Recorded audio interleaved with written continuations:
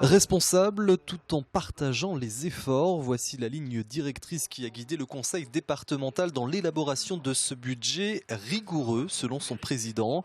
Un budget qui doit composer avec la baisse de 90 millions d'euros de dotation de l'État et parallèlement avec l'augmentation des aides, notamment sociales, de plus en plus assurées par la collectivité. L'heure est donc aux économies et aux choix. Premier d'entre eux, augmenter de 4% la part départementale de la taxe foncière sur le bâti. Une hausse jugée indispensable. Beaucoup d'efforts ont été faits au cours des 5 dernières années dans, je dirais, les économies de fonctionnement.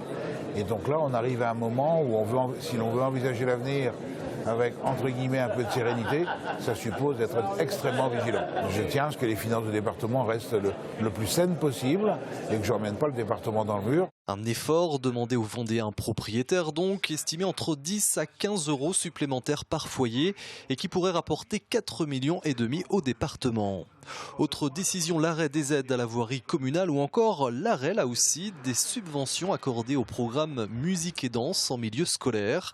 Un programme dont bénéficient plus de 30 000 élèves encadrés par 32 intervenants mobilisés ce vendredi matin pour dénoncer cette décision. Nous risquons, nous, de perdre notre emploi et nous risquons sans doute de ne plus avoir accès donc, dans les écoles pour l'éveil musical de tous nos jeunes, quoi. Décision également contestée par les élus d'opposition, mais justifiée par la majorité, soucieuse de se recentrer sur les compétences qui lui sont propres. Concrètement, quand le département se retire de l'intervention milieu scolaire, il y a de fortes chances que dans les communes les plus rurales, les plus fragiles, en fait, l'enseignement disparaisse tout simplement. L'action, elle peut perdurer. Ce que nous souhaitons en fin de compte, c'est que ce soit les communes et les communautés de communes qui prennent la relève, parce que c'est de leur compétence. En fin de compte. À un moment où le budget du département est très très difficile à construire, nous devons nous recentrer sur nos compétences. Compétences sociales surtout, la part la plus importante du budget avec pas moins de 280 millions d'euros qui seront consacrés cette année aux différentes missions liées à la solidarité.